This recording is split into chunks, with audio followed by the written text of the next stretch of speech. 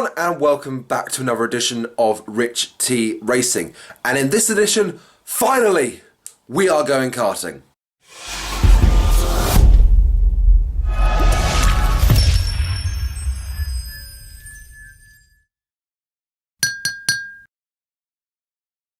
Well, when I say we, what I really mean is just me, because I'm going to do the Club 100 Sprint Series tomorrow. I'm racing in the heavyweights at the moment. I don't know how much I'm going to weigh. I think I'm going to be just below the 95 kg weight limit. The reason I'm filming now is because I want to film the entire experience, basically. And the experience for me starts the night before, when I have to get all of this stuff here into this bag.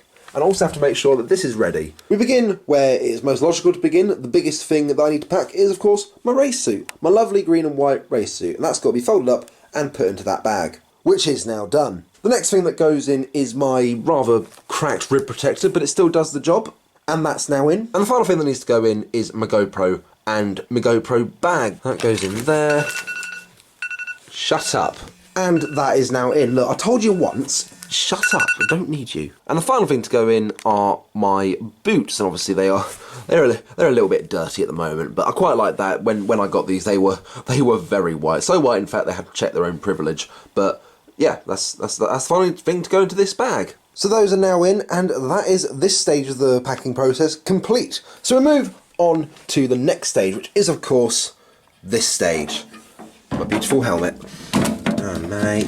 Oh, hang on. Might need to put the camera down.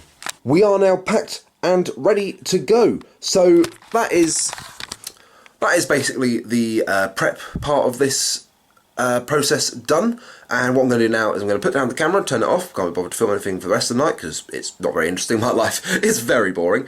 And yeah, next time you'll see me, I will hopefully be at Buckmore Park, or I'll be singing in my car. One of the two. We'll find out. Tomorrow. Y cuando yo te veo, no sé lo que siento. Y cuando yo te tengo, me quemo por dentro. Boy now on a rap, posh boy now on a scrap, posh boy that'll get clapped by the end of the verse. You're gonna wish you never did that, wish you never hit it back. There's a little boy, you're gonna feel it when I hit it with the click, click, click, clap. Ta-da!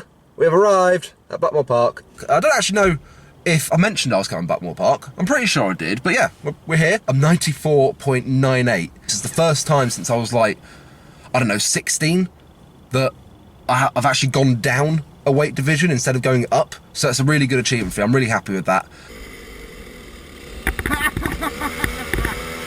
Oh, I do love laughing at other people's misery. Anyway, let me just briefly explain how today works. Basically, in the Club 100 Sprint Series, every driver takes part in 3 heats, and then depending how you have done in those heats, you will go into one of the 3 finals. That could be the C final, the B final, or the A final. My objective, of course, is to get into the A final and hopefully take home a trophy, but we're going to start all of that here in my first heat. This is heat 4 overall for the day, and I am starting in P11.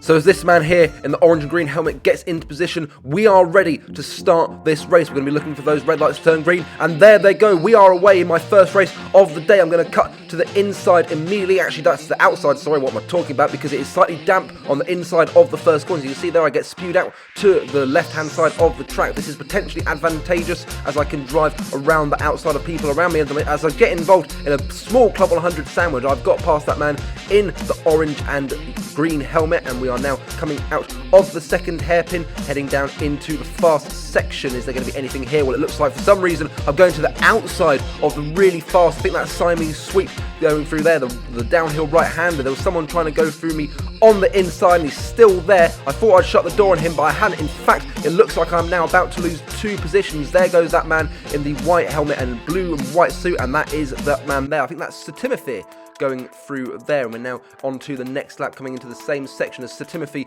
goes down the inside of that man in the black helmet, and I'm able to follow suit. So me and Sir Timothy working quite well together at the moment, and we are now a little bit further on. Once again, me tucking in behind Sir Timothy. He's diving down the inside of that man in the blue helmet, and this is going to offer me an opportunity to get an overtake done. I am now firmly in a Club 100 sandwich. It looks like I've got Sir Timothy, and it's free for the price of 1. It's a 3-for-1 Super Bundler as we get free, as I've just mentioned, 3-for-1. We are now moving steadily through the grid. I've absolutely no idea where I am, but as I just mentioned earlier, it's slightly damp on the inside of the first corner here at Buckmore Park, and that has meant that I have lost it a little bit and now am being repassed by Sir Timothy. I'm going to try and fight it down the inside into hairpin 2, but that was rather foolhardy, as it now means that Sir Timothy can get back past me.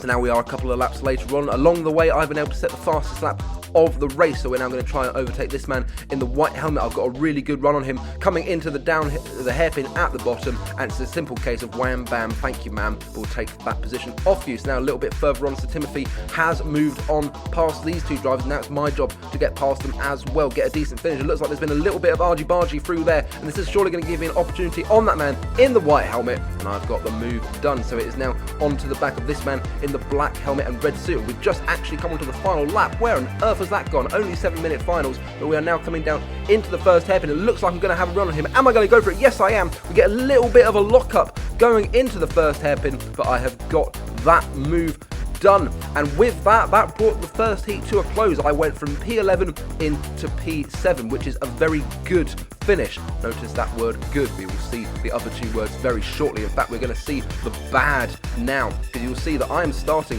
in P2 in what is Heat 7. My old mate from 2017, Aaron Stevens, I think his name. Yep, that's his name, Aaron Stevens, in a beautiful blue, yellow and orange helmet. He is starting on P1. This was meant to be a really good opportunity to get into the A final, but it's already started with a minor disaster as my battery is not functioning, it is not turning on, and I thought this would be good. I could just switch into another car, but as it turns out, it's just a case of the old switcheroo, a little bit of a Jimmy from Bobby right there, and we are going to get underway. So the battery's in, it should all be fixed, we should all be good to go. Well, once again, we've seen someone spin just before we even get onto the track. I think about waiting for him to get himself sorted out, but apparently everyone else wants to get a move on, so I've got to go and get ready to get this race underway. I was really surprised we actually got let go, because Aaron Stevens has only just taken his place in P1, but we're going to try and make sure we don't get too bad of a start. But you can see here, Aaron Stevens is already marching on, and it looks like we have a problem. We have a big problem on our hands. I've had to pull over to the side to let everyone through, because whatever was wrong with this car, with the battery not turning on earlier, has led on through into this race. I am not getting full throttle. You just saw a spinner there. That was Aaron Stevens from pole position, but you can see there already they're taking a good amount of kart lengths out of me. I'd very nearly have an accident with that man there. But there is something massively wrong with this car. I cannot get full throttle, I cannot get top speed, it's just cutting out whenever I get anywhere, try and apply any form of throttle. But I considered coming into the pits to get it to just to retire there and then, but I thought, no, I'm going to give it a lap, see what happens. You actually see there's a little bit of argy-bargy going on, and I'm able to get an overtake on that man in the white helmet and red suit. But as we come across the line, I put my hand up, this car is not working. You just see there Aaron Stevens absolutely blasting past me. He's already going massively in front, and with that meant that I took only my second ever retirement in Club 100 racing, which was good. So yeah, I'm meant to be out racing at the moment, starting second. It's feeling good, and as you just saw, kart breaks down. I don't know why. I don't know if I hadn't turned it on properly. All sorts of things are going through my mind right now about how would this have happened with the TKMs? Don't know. Point is, it's fucking shit. So you might have thought that that was a bunch of self-pitying nonsense, and you would be correct. However, this is a tactic that has worked for me before. Just getting it all out there on camera motivates me. It makes me angry, and it makes me determined. And coming into the start of this race, that is exactly what we need to go and have a barnstorm of a race. And just see here as we get underway, we've already taken about 3 places coming off across the line. My side of the grid got a much better start. It's going well. We're coming around the outside of the second part of turn 1. Looks like we're going to make up a few positions. Coming now into the first hairpin, there is a spinner. That has taken a few more people out, and from here on, it went a little bit like this.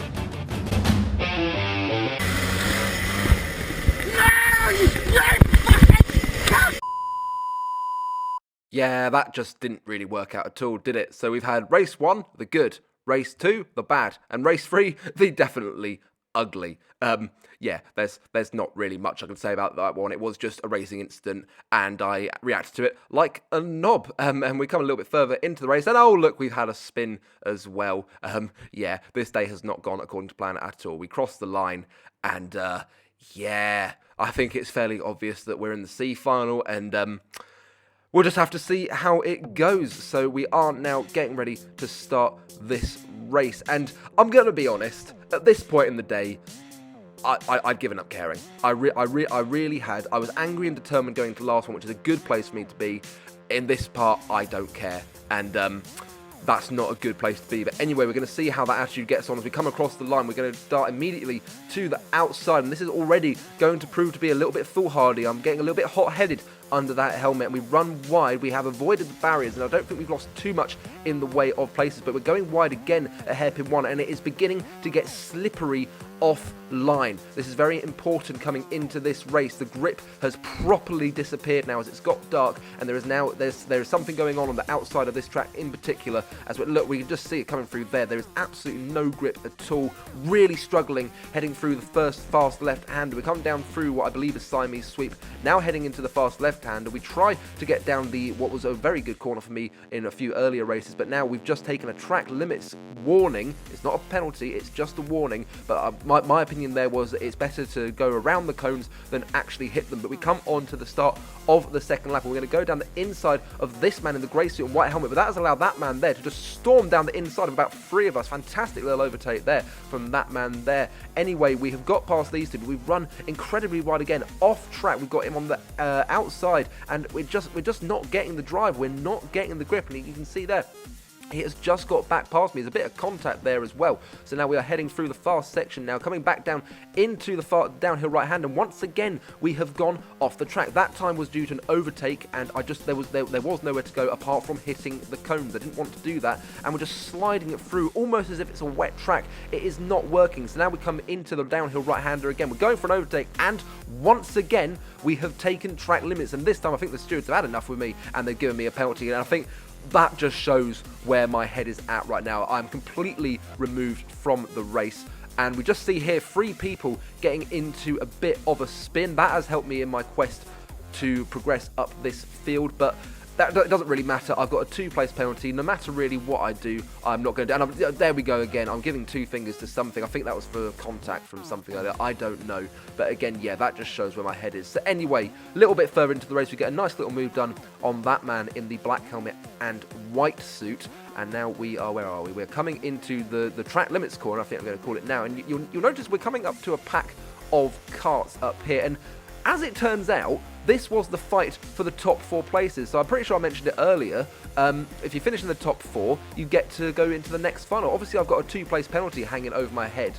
But we're going to see what happens here. We're going to go down the inside of that man in the orange helmet. MD, I believe, is on the back. He's going to fight me down the inside. And this is costing me in my pursuit of the guys in front. If I can finish in 2nd place here, I could scrap a 4th place, even with a penalty. And there's a spinner there. Where on earth has that come from? That's caused massive heartache there as we were getting very close to MD, the orange helmet, at the just in front there.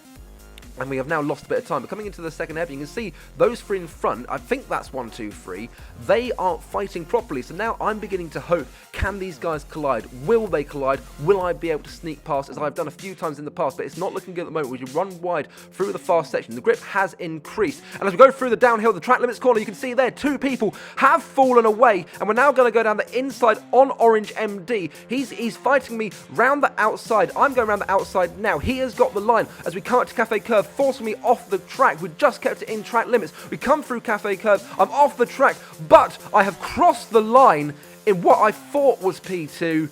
It was actually P3, which ultimately gave me 5th place, and due to my horrific driving, my lack of caring, I wasn't able to go into the B final. I have issues with the track limits, but that's what it is. That's all it is, and it's cost me. I'm very happy that it was only track limits. There was some contact in there as well. I thought I'd be done on for my attitude and all that I didn't deserve to go into the B final. And you know what? That's probably correct. It was a rubbish day. Didn't work out. The first race was brilliant, but yeah. And if you're wondering about the title of this video, obviously I mentioned race 1, the good, race 2, the bad, race 3, the ugly. Well, that final race, take it all, the good, the bad, and the ugly. Absolutely fantastic. Sometimes I stagger even myself with my genius when it comes to titling these videos. But that, ladies and gentlemen, is the end of this video. I hope you enjoyed it. I hope you stuck around to the end. If you did, and if you did enjoy it, be sure to like, comment, subscribe, all that jazz. And the final thing for me to say now is ta-ta and farewell.